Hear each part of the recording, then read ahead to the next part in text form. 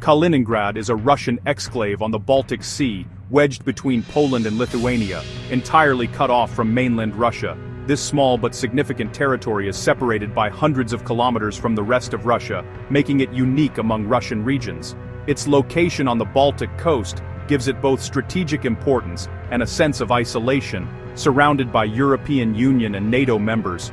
Once German, it became Soviet after World War II, and now serves as Russia's strategic outpost in Europe, hosting the Baltic Fleet and advanced missile systems. The city's architecture and culture still reflect its complex past, blending German heritage with Soviet and Russian influences. Today, Kaliningrad is a focal point for military and political attention in the region. Its location is both an asset and a vulnerability. All supplies must cross EU and NATO territory. This means that every train, truck, or shipment entering Kaliningrad is subject to international agreements and border controls, making logistics a constant challenge. The region's lifelines, roads and rails through Poland and Lithuania, are its Achilles heel. Any disruption, whether political or logistical, can quickly threaten the flow of goods, fuel, and essential supplies to the exclave. Any disruption risks isolating nearly 1 million residents and undermining Russia's military presence. The people of Kaliningrad rely on these connections for everything from food and medicine to economic stability and security. When relations are stable, Kaliningrad thrives. When tensions rise, its isolation becomes a crisis. The region's economy and daily life are deeply affected by the state of international relations, making peace and cooperation essential for its prosperity. For Moscow, keeping these supply lines open is not just economic, it's a matter of national security. The Kremlin closely monitors the situation, knowing that any interruption could have serious consequences for both the region and Russia as a whole. Any threat to these routes is seen as a direct challenge to Russia's power in Europe. Staden now Gustauen stan subduring. Podundin now in John Dudendurin Guren Mei. Making Kaliningrad a constant flashpoint in East-West relations.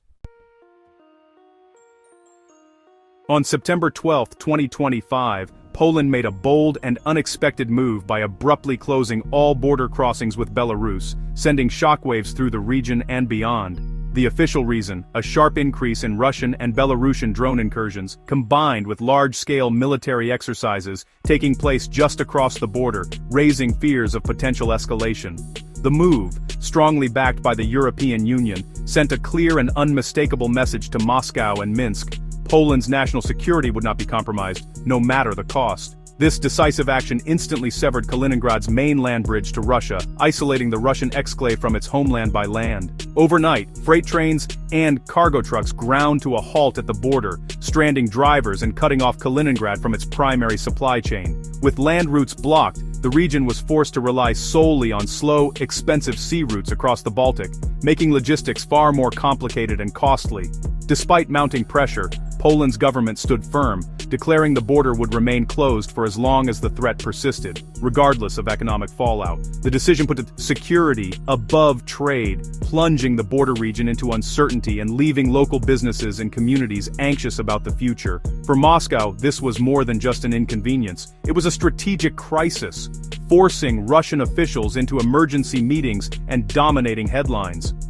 The border closure was a stark reminder of how quickly geopolitics can transform a routine transit route into a flashpoint, with consequences felt far beyond the border itself.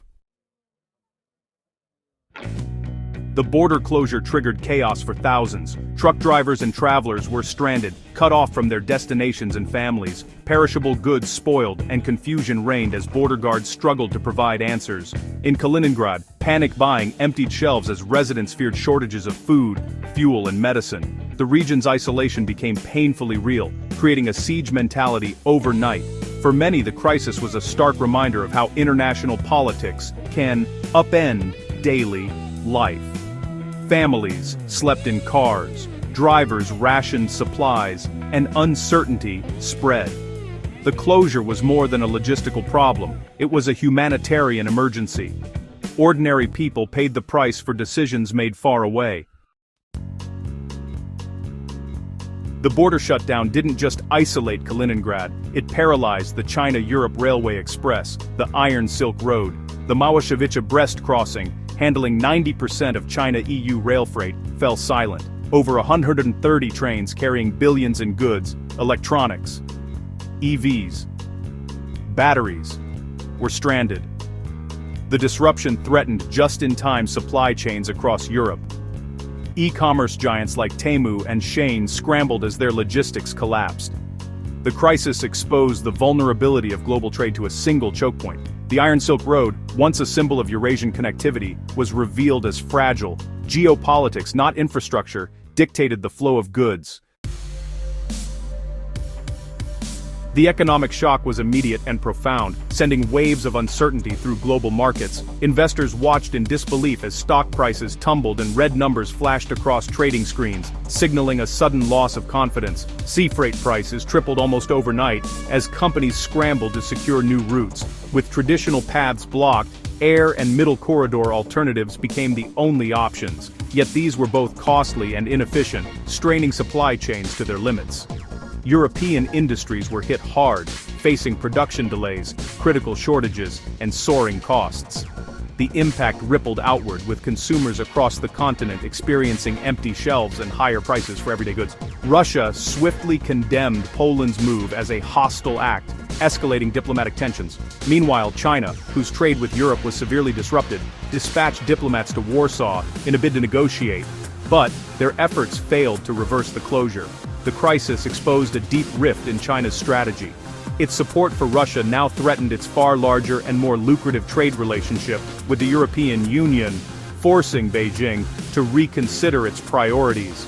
Beijing found itself caught in a delicate balancing act, torn between its political alliance with Moscow and its vital economic interests in Europe, both of which were now at risk. For Poland and NATO, the decision was clear. Security concerns outweighed commercial interests. Protecting borders and ensuring regional stability became the top priority, even at significant economic cost. The incident forced governments, businesses, and citizens alike to confront the risks of relying on vulnerable transit routes. The fragility of global supply chains was laid bare for all to see. The fallout rippled outward, from Moscow to Beijing to Brussels, shaking confidence in international cooperation and economic stability. The message was unmistakable. In today's interconnected world, borders can close overnight, and when they do, the consequences are swift, far-reaching, and truly global. The border reopened after 2 weeks, but the damage was done. The crisis proved that even the most advanced trade routes are powerless against political conflict. Companies and governments were forced to rethink their supply chains and dependencies. China's close alignment with Russia now threatened its relationship with Europe. The EU accelerated efforts to de-risk from both Russia and China. The Kaliningrad crisis became a case study in the fragility of global connectivity. Security concerns now override economic logic, reshaping trade and alliances. In a fractured world, a single border closure can shake the foundations of global commerce.